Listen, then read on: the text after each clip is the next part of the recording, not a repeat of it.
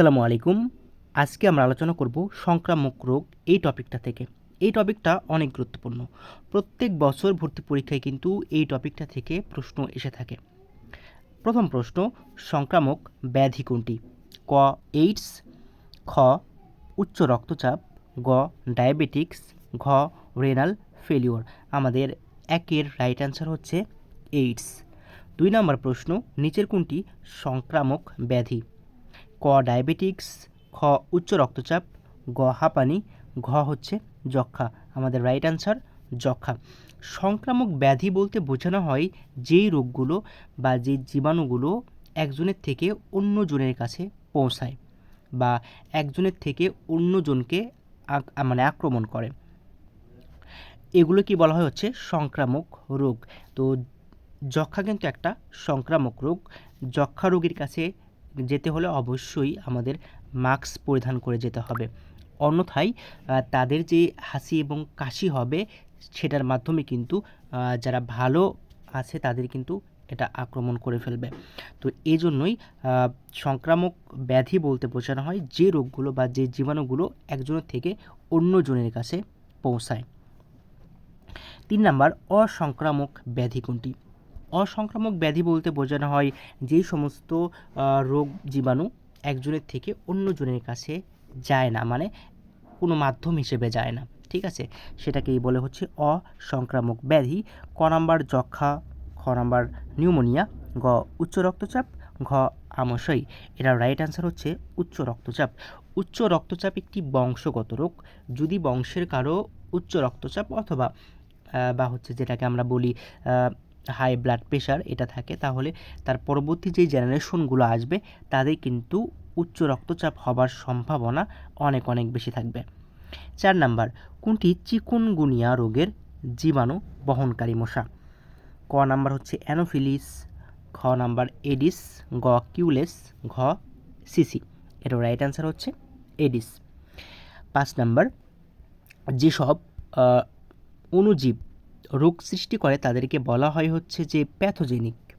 যেসব অণুজীব রোগ সৃষ্টি করে তাদেরকে বলা হয় হচ্ছে প্যাথোজেনিক। সোয়াইন ফ্লু ভাইরাসের উৎপত্তি স্থল কোথায়? ক নাম্বার হচ্ছে যে আফ্রিকা, খ নাম্বার এশিয়া, গ নাম্বার মেক্সিকো, খ নাম্বার অস্ট্রেলিয়া। রাইট অ্যান্সার হচ্ছে গ মেক্সিকো। 7 নাম্বার, নিম্নের কোনটি কলেরা, টাইফয়েড ও যক্ষ্মা সৃষ্টি করে? উত্তর ক হচ্ছে ব্যাকটেরিয়া। মানে এই প্রশ্নটা একটু ঘুরিয়েও দিতে পারে। দেখা গেল যে প্রশ্নে চলে আসলো যে নিচের কোনটি ব্যাকটেরিয়া ঘটিত রোগ, সেখানে এই তিনটা থেকে একটা টপিকের মধ্যে দিল বা একটা অপশনের মধ্যে দিল যে কলেরা, ভাইরাস, সিগেলা বা হচ্ছে জিয়াডিয়া। তো আমাদের ব্যাকটেরিয়া ঘটিত রোগ হচ্ছে কলেরা, টাইফয়েড, যক্ষ্মা, ঠিক আছে। 8 নাম্বার, কোনটি ভাইরাস জনিত রোগ? কলেরা, যক্ষ্মা, বসন্ত, টাইফয়েড। রাইট অ্যান্সার হচ্ছে খ বসন্ত। 9 নাম্বার, কুষ্ঠ একটি ব্যাকটেরিয়া জনিত রোগ। কুষ্ঠ রোগটা হচ্ছে ব্যাকটেরিয়া জনিত রোগ। 10 নাম্বার, কোনটি ছোঁয়াচে রোগ? হাঁপানি, বাত জ্বর, রাতকানা, পাঁচরা। আমাদের রাইট অ্যান্সার হচ্ছে ঘ পাঁচরা।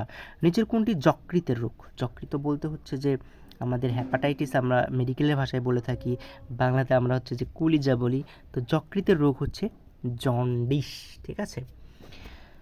12 নম্বর হচ্ছে পলিও ভাইরাস দেহে কিভাবে প্রবেশ করে? দূষিত খাদ্য পানি দ্বারা, লালাগ্রন্থি দ্বারা, মশাই কামড়ালে, কোনোটিই নয়। আমাদের রাইট অ্যান্সার হচ্ছে দূষিত খাদ্য পানি দ্বারা। ডিপথেরিয়া রোগে দেহের কোন অংশ আক্রান্ত হয়? গলা, নাক, ফুসফুস, কিডনি। সঠিক উত্তর হচ্ছে গলা। কোনটি সংক্রামক রোগ? এইডস, কলেরা, কুষ্ঠ, নিউমোনিয়া। নাম্বার, জলবসন্তের রোগ জীবাণুর নাম কি? জলবসন্তর যে রোগের জীবাণুটা আছে তার নাম হচ্ছে যে রুবেলা। রুবেলা, তার নাম হচ্ছে যে কি রুবেলা। তো তোমরা যারা এটার পিডিএফটা পেতে চাও তাহলে তোমরা কিন্তু আমাদের হোয়াটসঅ্যাপ নাম্বারে SMS দিলে আমরা এটার পিডিএফটা কিন্তু দিয়ে দিব। তো নাম্বারটা আমি একটু পরে দিচ্ছি, তার আগে বলে নিচ্ছি তোমরা যারা IHT এবং ম্যাথসে ভর্তি পরীক্ষা দিবে কোথায়? আইএইচটি অথবা হচ্ছে ম্যাথস, আইএসটি ও ম্যাথসে ভর্তি পরীক্ষা দিবে, তোমাদের জন্য আমাদের একটা অনলাইন কোর্স আছে, যেখানটাতে হচ্ছে যে ক্লাস থাকবে, এক্সাম থাকবে, পিডিএফ সাজেশন থাকবে, নোট থাকবে।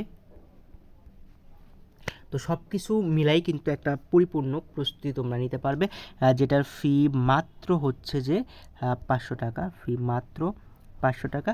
আর একটা কথা হচ্ছে, আমাদের এই কোর্সটাতে প্রতি 20 জন স্টুডেন্টের প্রতি